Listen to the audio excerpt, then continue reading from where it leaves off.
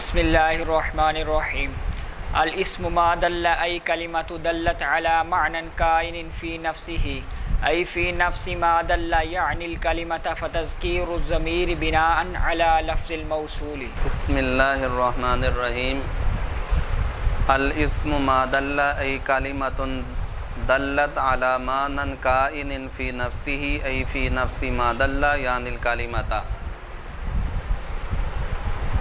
اب یہاں سے شیخ ابن حاجب کی غرض کلمہ کی پہلے تعریف کے بعد کلمہ کی 3 قسمیں بیان کی، تقسیم کے بعد پھر انہوں نے وجہ اثر بیان کی، پھر کلام کی تعریف کی۔ اب یہاں سے صراحتاً اسم کی کیا کر رہے ہیں؟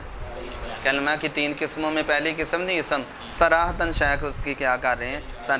کہ الاسم ما دل علی معنی فی نفسہ غیر مقترن باحد الازمنۃ الثلاث، کہ اسم وہ کلمہ ہے جو ایسے معنی پر دلالت کرے جو معنی فی نفس ہی ہو، یعنی جو اسم ایسا کلمہ ہے جو اپنی ذات میں حاصل ہونے والی ایسے معنی پر دلالت کرے جو معنی کسی ایک کے ساتھ ملا ہوا نہ ہو، 3 زمانوں میں سے کسی ایک کے ساتھ اسم کی تعریف ہو گئی۔ اب شیخ جامی فرماتے ہیں الاسم ما دل ای کلمۃ دلت، الاسم ما دل ای کلمۃ دلت۔ اچھا، اس عبارت سے شیخ کی غرض کلمۃ دلت سے 2 سوالوں کا دینا ہے۔ سوالیہ الاسم ما دل میں ما سے مراد کیا ہے؟ الاسم میں ما دل میں ما سے مراد یہ 3 حال سے خالی نہیں، ما سے مراد لفظ ہوگا یا ما سے مراد شے ہوگی یا ما سے مراد اسم۔ ما سے مراد لفظ، نمبر 2 شے، یا ما سے مراد اسم۔ تینوں ہی لینا درست نہیں۔ اگر ما سے مراد لفظ ہو تو مطلب اسم وہ لفظ ہے جو فی نفس ہی معنی پر دلالت کرے، اسم وہ لفظ ہے جو، تو پھر یہ تعریف مرکبات پر بھی صادق آئے گی۔ زید قائم بھی لفظ ہے جو فی نفسی معنی پر دلالت کرتے ہیں، حالانکہ زید قائم اسم نہیں ہے، کیونکہ اسم کلمہ کی قسم اور کلمہ کیا ہوتا ہے؟ مفرد، اور زید قائم مفرد نہیں بلکہ کیا ہے؟ مرکب ہے، ٹھیک ہے۔ اور اگر اس سے مراد شے تو مطلب ہوگا اسم وہ شے ہے جو فی نفسی ہی معنی پر کیا کرے؟ دلالت۔ تو دوال اربع بھی شے ہیں جو معنی پر دلالت کرتے ہیں، لہٰذا اسم کی تعریف میں دوال اربع بھی کیا ہوگے؟ داخل ہوگے۔ اور اگر اسم سے ما سے مراد اسم لیں تو مطلب ہوگا اسم وہ اسم ہے، اسم وہ آلو ہے، تو یہ اخذ المحدود فی الحد کی خرابی لازم آئے گی، سمجھ آگئی؟ جو کہ درست ہے۔ تو پھر سوال یہ ہے کہ ما سے مراد کیا ہے؟ تو علامہ اشار جامی نے فرمایا کہ ما سے مراد نہ لفظ ہے، نہ شے ہے، نہ اسم ہے، بلکہ ما سے مراد کلمہ ہے۔ اور دوسرا سوال یہ ہوتا ہے کہ الاسم مبتدا ہے، ما موصول ہے، دلہ فعل، جملہ فعلیہ خبریہ ہو کر یہ اس کا صلہ موصول صلہ معرفہ ہوتے ہیں، تو جب مبتدا خبر، یہ موصول صلہ مل کر خبر ہے، جب مبتدا خبر دونوں معرفہ ہوں تو درمیان میں ضمیر فصل، لہٰذا ان کو کہنا چاہتے ہیں الاسم ہوا ما دل، الاسم۔ تو شارح جامی نے کلمۃ کہہ کے دونوں سوالوں کا دے دیا جواب کہ یہ جو ما ہے نا، ما سے مراد کلمہ ہے، نہ لفظ ہے کہ مرکبات کو لے کر اعتراض ہو، نہ شے ہے کہ دوال اربع کو لے کر اعتراض ہو، نہ اسم ہے کہ اخذ المحدود فی الحد کی خرابی، بلکہ اسم وہ کلمہ ہے۔ اور پھر کلمۃ النکرہ سے تفسیر کر کے یہ بتلا دیا کہ یہ ما موصوفہ ہے، اور موصوف اپنی صفت سے مل کر یہ نکرہ ہے، جب خبر نکرہ ہے تو درمیان میں ضمیر فصل لانے کی بھی ضرورت ہے۔ چلیے شاباش۔ اچھا، اس کے بعد متن میں دلہ آیا، کیونکہ دلہ میں ہوا ضمیر کا مرجع لفظ ما ہے جو مذکر ہے، لیکن تفسیر میں دلہ کی طویل کس سے کی؟ دلہ سے، اس لیے کہ اس کے اندر ہی ضمیر ہے جس کا مرجع کیا ہے؟ کلمہ ہے۔ تو اگر دلہ ہوتا شرح کے اندر بھی تو پھر راجع اور مرجع میں مطابقت نہیں ہونی تھی، اس لیے دلہ کی طویل کس سے کی؟ دلہ سے کی۔ اس کے بعد کہا علی معنی کائن فی نفسہ، مٹائیں جی، متن ہے علی معنی فی نفسہ، درمیان میں علامہ شارح جامی نے لفظ نکالا کائن، غرض شارح اس سے بعض شارحین کا رد کرنا ہے، علامہ رضی اور فاضل ہندی کا۔ شیخ رضی کہتے ہیں فی نفسی جار مجرور مل کر متعلق ہے پیچھے دلہ کے، یہ ظرف لاغو ہے، فی نفسی ہی ظرف اور یہ کس کے متعلق ہے؟ دلہ فعل کے. ان کا رد کر دیا کہ یہ ظرف لغو نہیں ہے بلکہ ظرف مستقر ہے. پھر فاضل ہندی کہتے ہیں ہے تو یہ ظرف مستقر لیکن یہ متعلق قائنن کے نہیں ہے بلکہ قائنن کے ہو کر یہ مانن سے حال ہے. ان کا بھی رد کر دیا کہ یہ مانن سے حال نہیں ہے بلکہ یہ قائنن کے متعلق ہو کر مانن کی صفت ہے. مانن کی کچھ پلے پڑا کہ نہیں؟ چلیے جی. اس کے بعد اسم وہ ہے جو دلالت کرے یعنی وہ کلمہ ہے جو دلالت کرے علی مانن ایسے معنی پر کائنن فی نفسی جو معنی اس کی ذات میں حاصل ہونے والا ہے. جو معنی اس کی ای فی نفسی ما دلہ فی نفسی ہی فی ای فی نفسی ما دلہ. اچھا یہاں یہ جو مادلہ نکالا ہے اس سے بھی غرض شرع ایک اعتراض کا دینا ہے. اعتراض یہ ہوتا ہے کہ فی نفسی ہی کی جو ہی ضمیر ہے فی نفسی کی اس کا مرجع کیا ہے؟ اگر فی نفسی کی ہی ضمیر کا مرجع کلام کی تعریف میں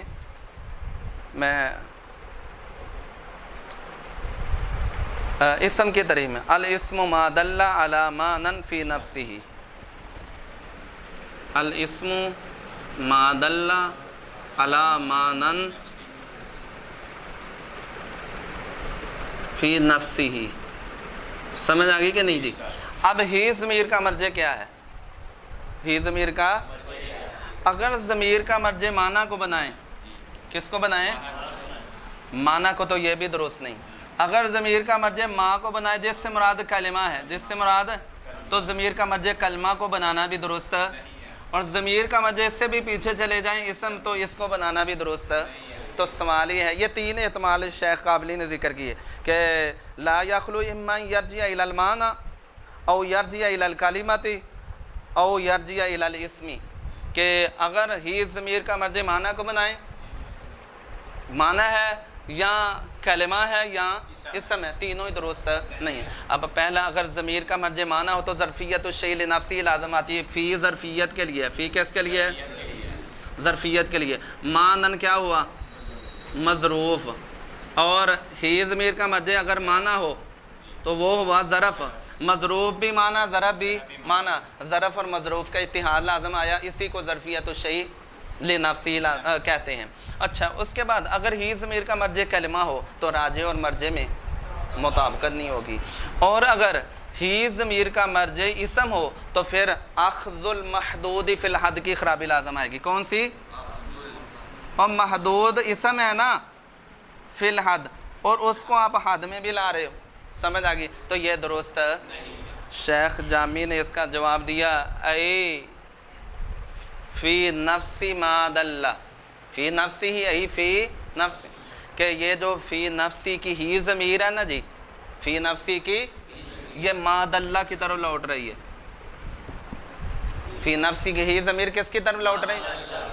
ما دل کی طرف لوٹ رہی ہے. کس کی طرف؟ اب مطلب ہوگا اسم وہ کلمہ جو ایسے معنی پر دلالت کرے جو معنی اس کی ذات میں یعنی ما دل کی ذات میں ما یعنی کلمہ کی ذات میں کچھ پلے پڑا کہ نہیں؟ یعنی الکلمہ. اب یعنی الکلمہ سے پھر دے دیا شیخ جامی نے ایک اعتراض کا جواب بھی مٹائیں جی. اچھا فی نفسی ما دل یعنی الکلمۃ یعنی علامہ شارح جامی کی غرض یعنی الکلمہ سے دیا پھر ایک سوال کا سوال یہ ہوتا ہے فی نفسی کی ہی ضمیر واحد کی ہے اور پیچھے جو مرجع بنایا آپ نے دو چیزوں کو بنایا لفظ ما کو اور لفظ دلہ کو. کس کس کو؟ دو چیزوں کو. تو راجع اور مرجع میں مطابقت. اس کا جواب یہ دیا کہ یہاں جو ہی ضمیر ہے نا ضمیر کا مرجع یعنی الکلمۃ صرف ما ہے جس ما سے مراد کلمہ ہے. ضمیر کا مرجع صرف ما ہے ما سے مراد کلمہ. تو مطلب ہوگا اسم وہ کلمہ جو ایسے معنی پر دلالت کرے ایسے جو معنی اس کلمہ کی ذات میں وہ کچھ پلے پڑا ہے کہ نہیں. اچھا اس کے بعد آگے علامہ شارح جامی فرماتے ہیں فتذکیر الضمیر بناءً فتذکیر ضمیری غرض شارح سے عبارت سے ایک سوال کا دینا ہے. سوال یہ ہوتا ہے حضرت جب ہی ضمیر کا مرجع آپ کہہ رہے ہیں کلمہ ہے، ہی ضمیر کا مرجع، تو پھر راجع اور مرجع میں مطابقت تو نہ ہوئی. ضمیر مذکر کی، ضمیر اور مرجع کلمہ ہے، ماں سے مراد کلمہ، کلمہ کیا ہے؟ تو علامہ شارح جامی نے اس کا جواب دیا فتذکیر الضمیر بناء علی لفظ الموصول. یہ جو لفظ ماں ہے نا، کیا اس میں دو اعتبار ہیں. کتنے اعتبار؟ یہ لفظ ماں با اعتبار لفظ مذکر ہے، با اعتبار معنی مؤنث ہے کہ اس سے مراد کلمہ ہے. با اعتبار لفظ مذکر ہے، معنی کے اعتبار سے کہ اس سے مراد چونکہ کلمہ ہے، با اعتبار معنی یہ مؤنث ہے. تو جو ہی ضمیر لٹائی گئی ہے نا اس ماں کی طرف، وہ اس کے لفظوں کا اعتبار کرتے ہوئے، تو با اعتبار لفظ یہ کیا ہے؟ مذکر ہے، لہٰذا راجع اور مرجع میں کیا ہو گئی؟ مطابقت ہوگی. اسی کو شیخ جامی نے یوں بیان فرمایا فتذکیر الضمیر، پس ضمیر کو مذکر لانا لفظ موصول پر بنا کرتے ہوئے، یعنی چونکہ ماں جو ہے با اعتبار لفظ کیا ہے؟ مذکر ہے، تو اس بنیاد پر ہی ضمیر جو ہے اس کی طرف کیا کی گئی؟ لوٹائی گئی. اچھا، اب یہاں جو شارح جامی نے یہ عبارت ذکر کی ہے بناء علی لفظ الموصول، اس عبارت کو اگر دیکھا جائے اور سابقہ ان کی جو تفسیر ہے اس کو دیکھا جائے، وہ جو انہوں نے ماں کی تفسیر کلمتن سے کی اور یہاں ماں کی تفسیر کی یعنی الکلمات معرفہ سے کی، پیچھے کس سے کی؟